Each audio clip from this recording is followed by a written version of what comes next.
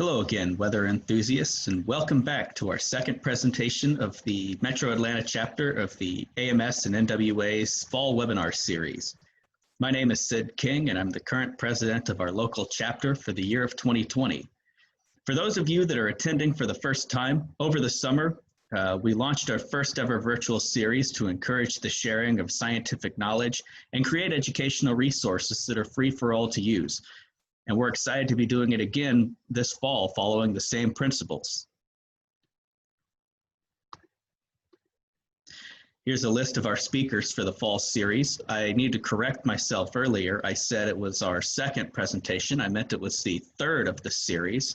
We had a great presentation by Dr. Zach Handlos last week, and we have 4 more talks set for the remainder of the series, including this one, which all promise to be engaging and educational talks. For anyone that would like to see any of the previous webinars you may have missed, either from the last 2 or from the summer series, and you'd be interested to learn more about them, we have recordings uploaded to the Metro Atlanta AMS NWA YouTube channel. Today, it's my privilege to introduce the guest speaker, Katie Martin. Katie is currently a meteorologist at the National Weather Service Atlanta Peachtree City office, has a master's degree in meteorology from Mississippi State, and was formerly a TV broadcast meteorologist in Augusta. Today, she'll be giving a presentation on her experiences in the TV industry and her transition to the NWS. If you have any questions about the topic, feel free to type them into the chat, and we'll answer them at the conclusion of the talk. Are you ready for me to hand it over to you, Katie? I'm ready. Excellent. Sid, thanks so much for having me on today. I am Katie Martin. I'm a meteorologist at the National Weather Service office in Peachtree City, but we also call it the Atlanta office since we're so close to Atlanta. And I'll be talking about my experience transitioning from broadcast meteorology to the National Weather Service. It does look like it's going to be a trend that a lot of people are heading toward, and so I thought it'd be good to speak on what it was like to go from that sector of meteorology to operational meteorology. So a little bit about me. I'm a native of Metro Atlanta, so it's really good to be back in my home state with my family and my friends and my fiance. I've been a weather nerd since 4th grade. My first memory of weather and really liking it was there was a project that I had to do in 4th grade, and we had to draw pictures of and describe weather instruments. And from that point on, I was pretty much hooked on meteorology. So fast forward, and I got my Bachelor's of Science and my Master's of Science from Mississippi State, both of which were in geosciences with a concentration in meteorology. Best time of my life. I loved Mississippi State so much, even though we don't do so great at football sometimes. I love Mississippi State. And then I went on to spend 3 years as a broadcast meteorologist. So I spent 1 year in Jackson, Mississippi.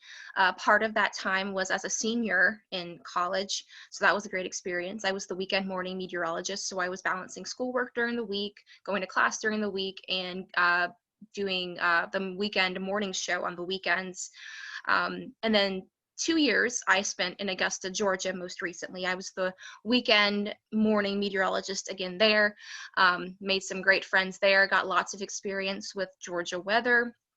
And now, since May of 2019, I'm a meteorologist at the Peachtree City, Atlanta Weather Forecast Office. And yeah, it's been a great experience. Really living the dream as a meteorologist, and there have been such great things that came from broadcasting and from operational meteorology at the National Weather Service. So I'm really excited to delve into what each of those experiences were like and have been like.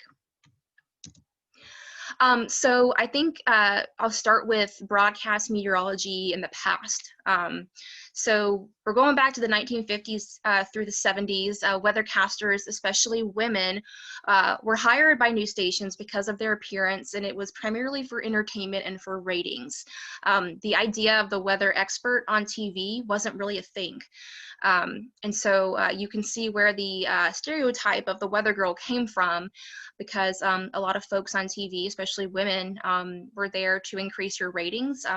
the 50s and 70s, and or 50s, 60s, and 70s were actually a struggling time for local news. And so trying to get attractive people on there, people who made you laugh, people who were lighthearted, that was a major plus for news stations to stay afloat. So there wasn't really a serious weather figure overall during that time on television.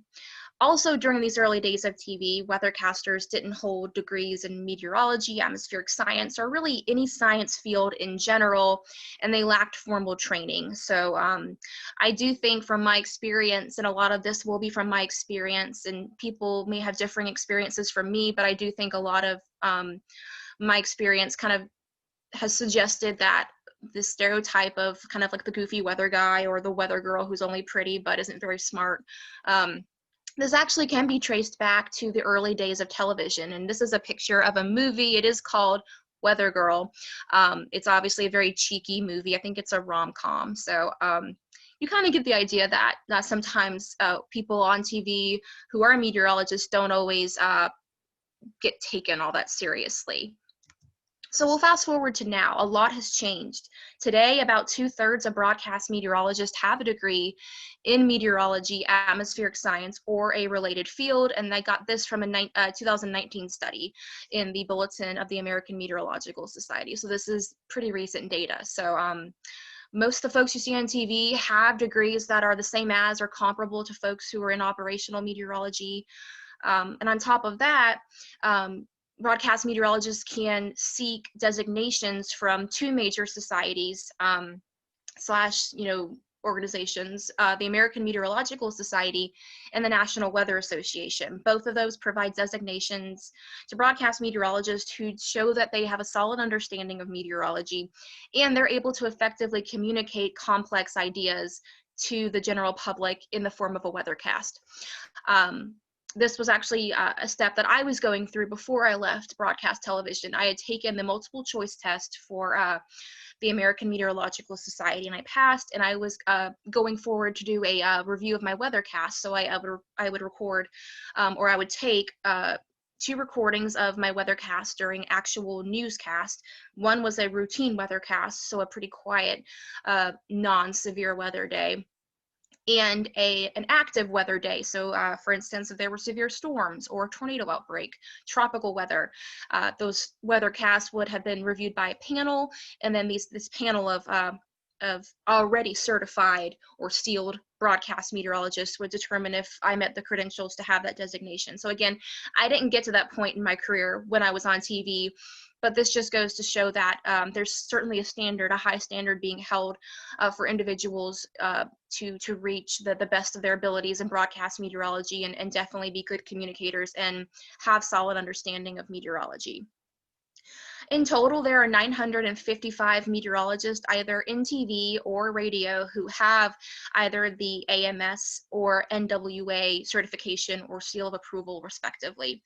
And I have those numbers broken out down there, and I got that information from each respective organization's website. So definitely there's been a lot that has changed in the last half century to even 60 years, 70 years or so with broadcast meteorology. And I think sometimes the views of the past weatherman or weather girl still linger, but I'm optimistic that we'll continue to really see the seriousness of that field and the importance that broadcast meteorologists play in the weather community and communicating information, which we'll talk a lot about later, is the transfer of information from NWS to the broadcast meteorologists to the general public.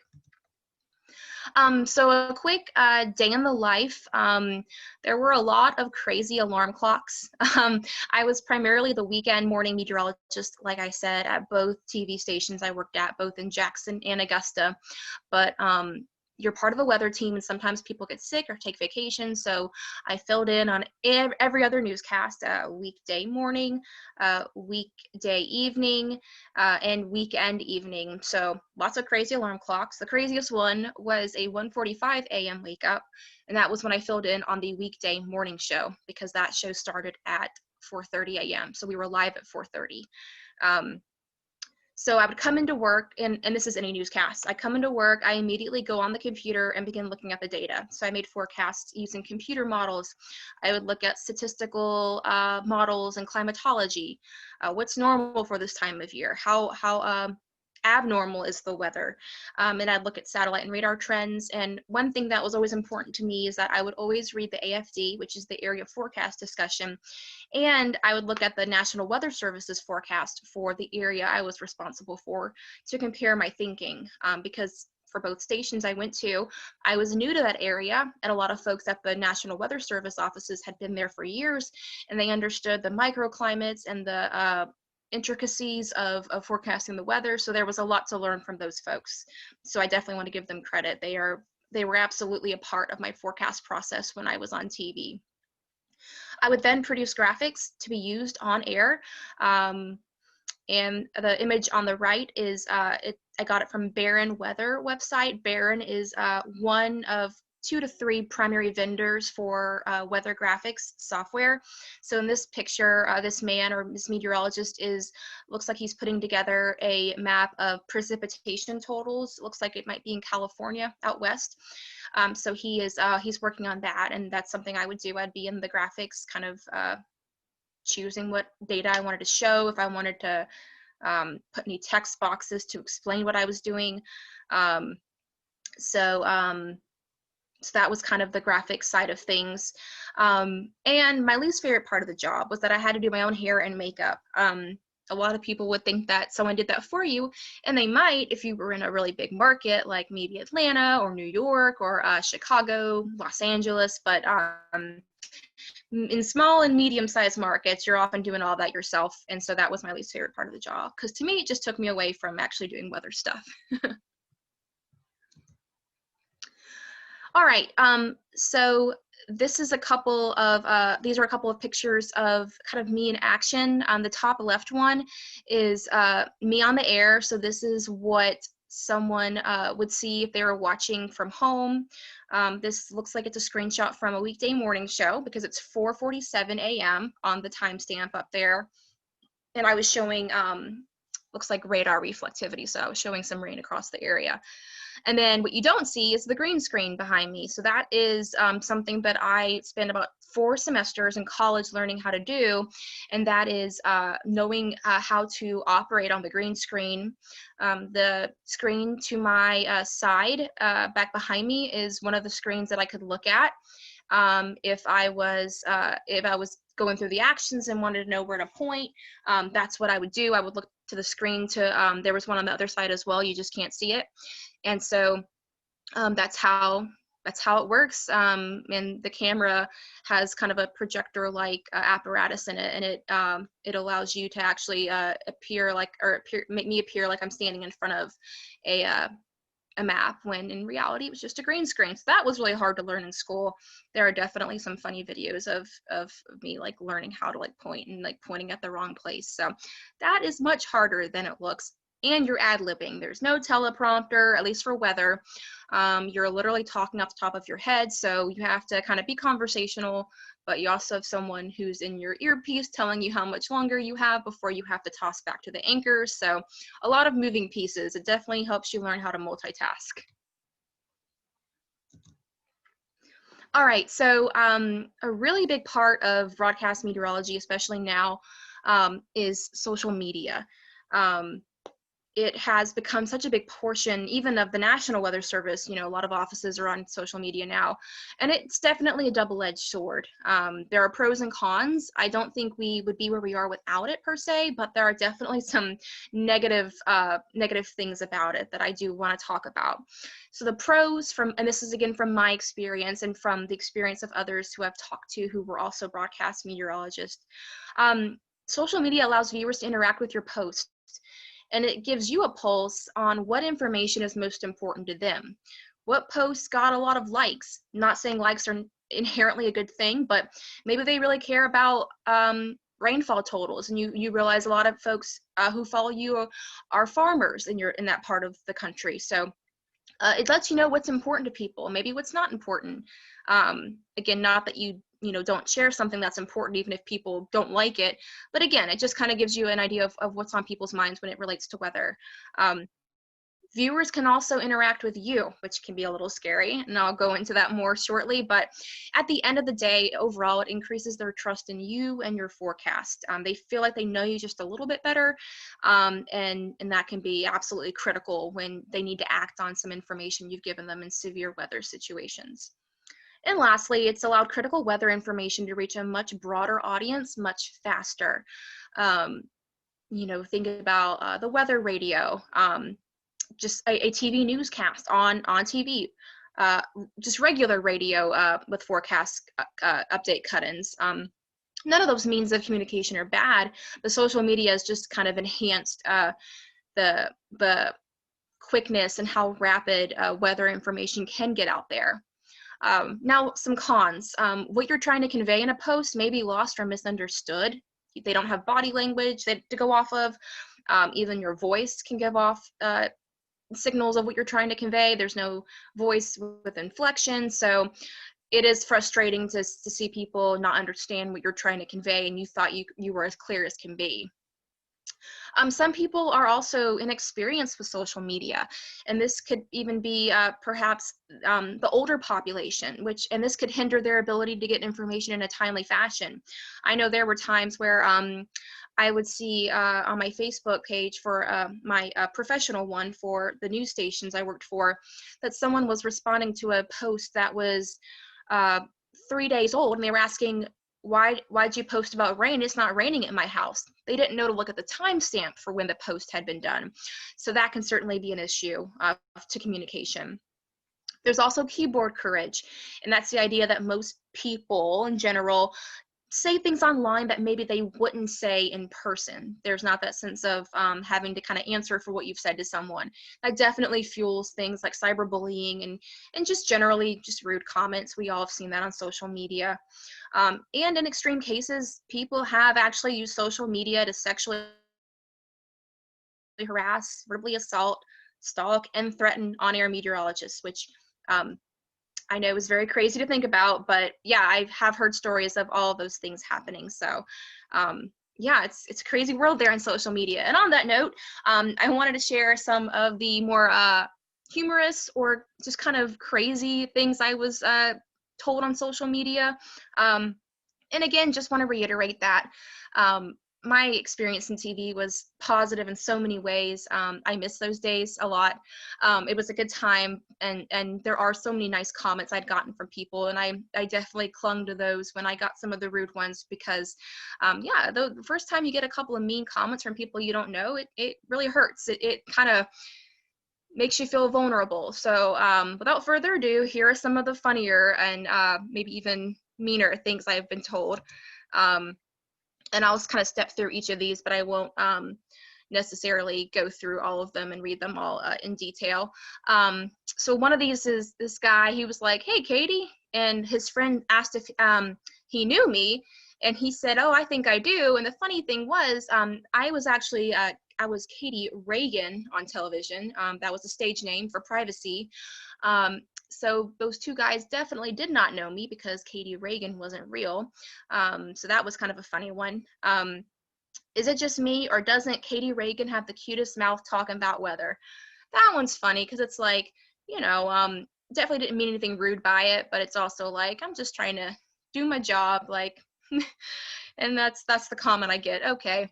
Yeah, the top left one is a man who saw that I was new, and apparently he messaged almost every other female broadcaster, whether it was an anchor or a meteorologist at my station in Augusta, and just wanted to like meet up in person sometime, which, of course you say no, that's kind of crazy. So that was a really strange one.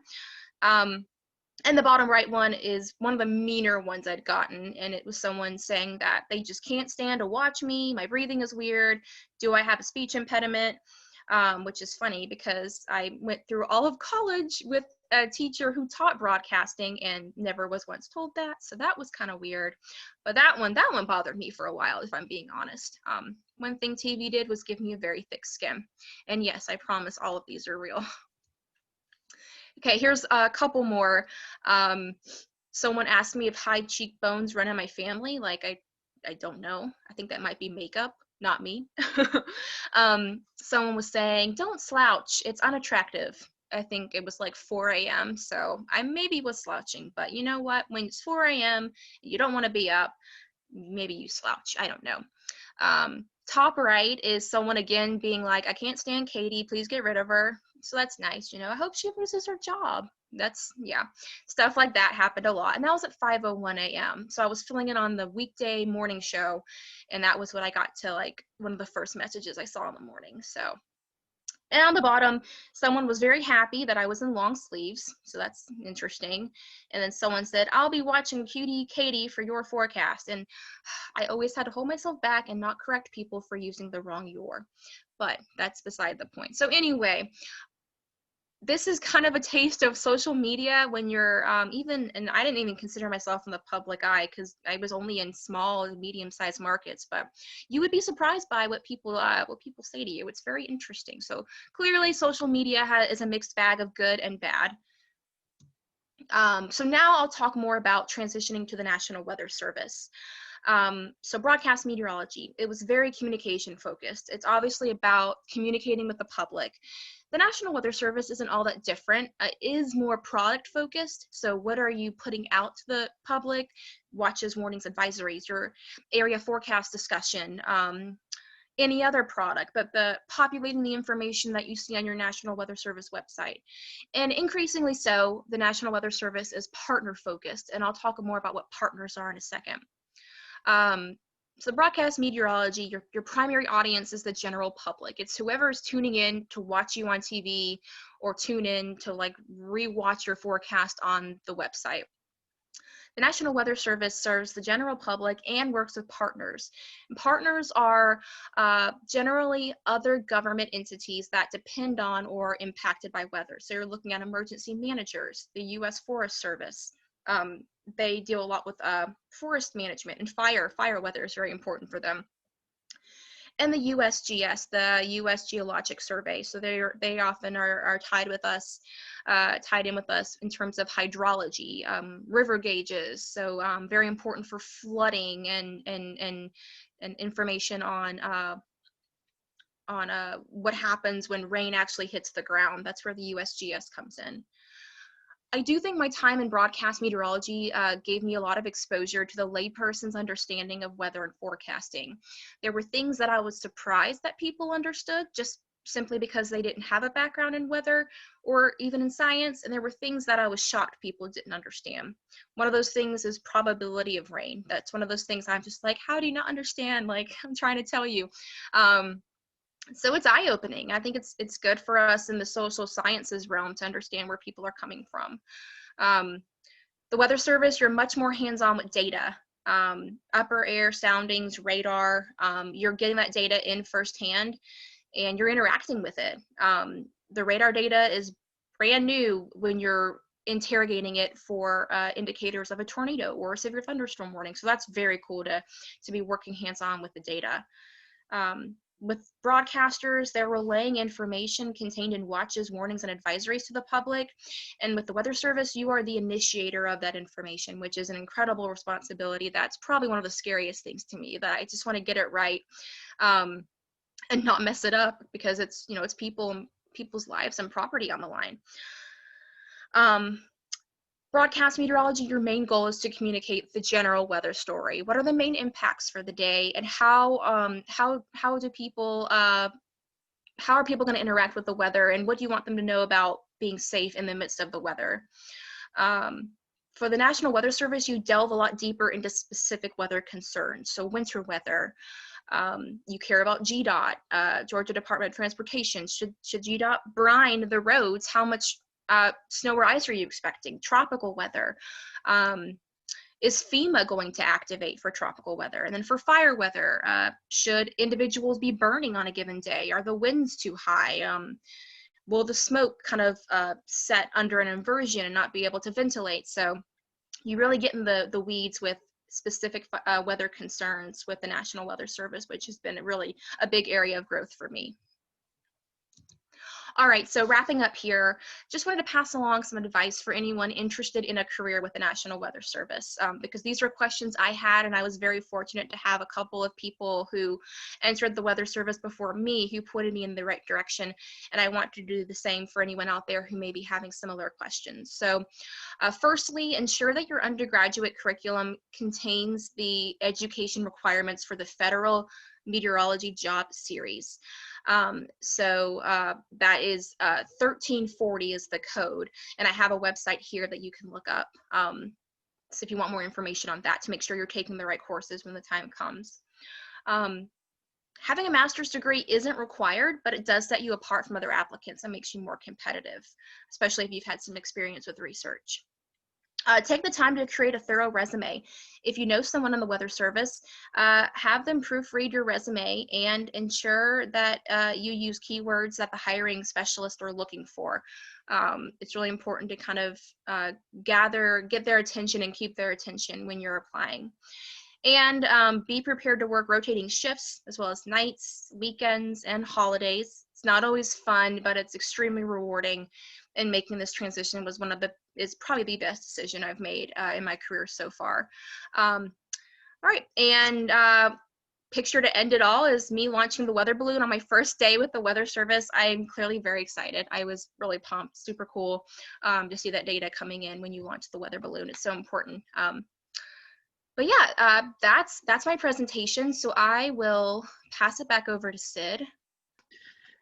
Excellent. Thank you, Katie. Fantastic presentation. Sure.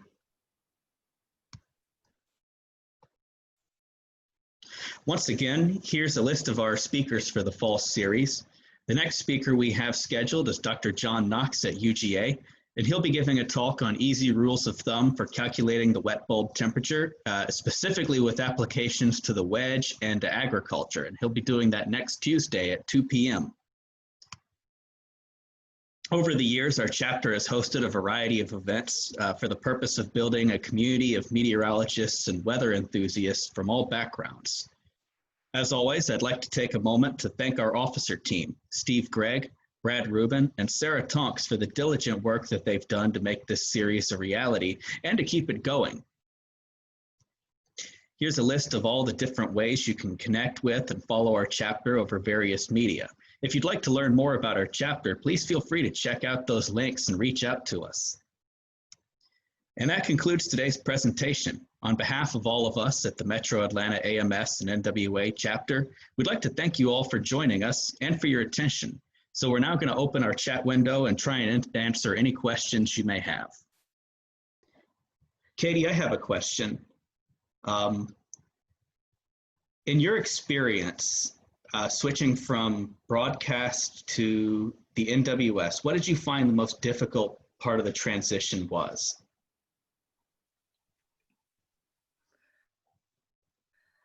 Yeah, so I think it was a couple of things. One of the toughest things was all of the acronyms that come with a government agency. The acronyms are hard to keep track of, and they're all important to operations. So I would say that, and just being in a room with so many smart people. It's very, I think in broadcast meteorology, you're often you're the scientist of the weather state or of the TV station. So you kind of, you walk around a little bit like you own the place in terms of science, but I'm surrounded by so many smart people who challenge me. So that was definitely a good challenge to kind of, be learning from others in that way.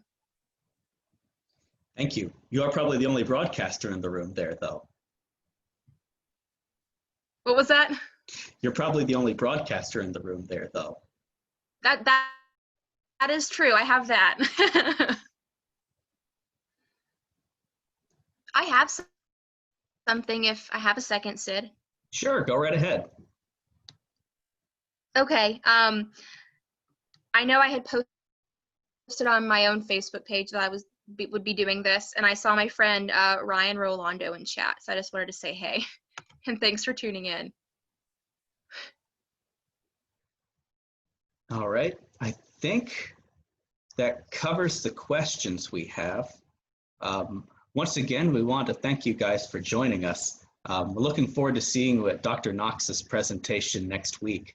Of course, As always, we hope you have a great week. And if you have any more questions for Katie, just feel free to reach out to us and we'll get in touch and we'll try and follow up. Thank you and have a great week.